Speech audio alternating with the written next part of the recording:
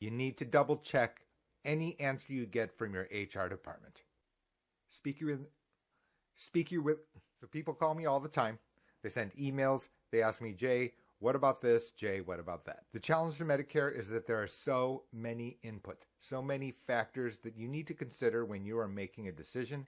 And that begins right from the beginning, including when to enroll, how to enroll, what parts to enroll in, what parts not to enroll in. While in the headlines it says the Great Resignation is going on, the reality is people are working beyond 65 because full retirement age under Social Security is not 65 anymore, and it's going to 67.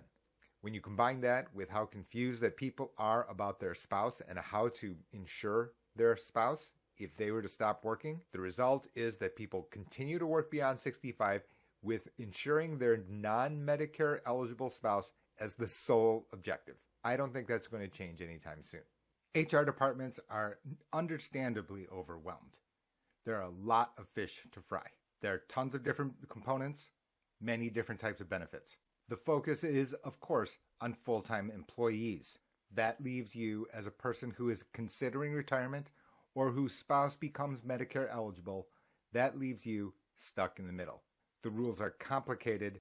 Sometimes your HR department doesn't fully understand the rules. Sometimes HR departments don't communicate the rules clearly enough for you to understand the implications of the decisions that you make. Today's example is of whether or not you can have Part A and an HSA account. You cannot be enrolled in Medicare Part A and be making contributions into an HSA account.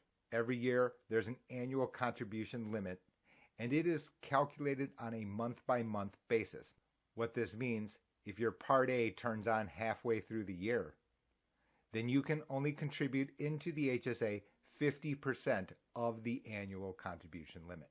It gets more complicated because if you enroll in Part A after the age of 65, then your part coverage date will actually be backdated by 6 months. When you combine this with what I just said about the fact that you cannot contribute into your HSA account and also be covered by Part A, your Part A effective date, your coverage date, could be last year, in which case you may have unknowingly contributed into your HSA account, thereby incurring a tax penalty. Unfortunately, you could be misinformed about this nuance.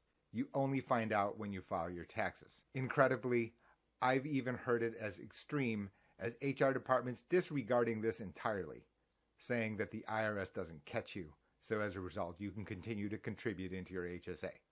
I'm not an accountant. I'm not an employee of the IRS. This is probably something that I don't want to pursue, meaning that I may violate rules because I didn't understand them or made a clerical error. That's one thing. However, to willfully violate tax rules, probably not a great idea. To get information from your HR department, scary. That's not to question their motivations.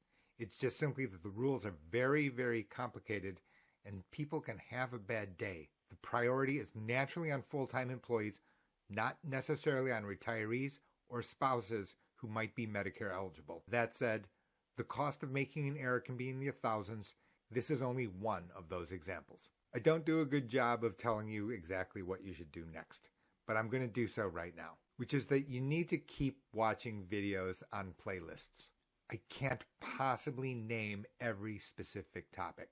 There's a full book for that, and even that can't name every possible combination of events or situations that people face. So be sure to like, subscribe, hit the notification bell.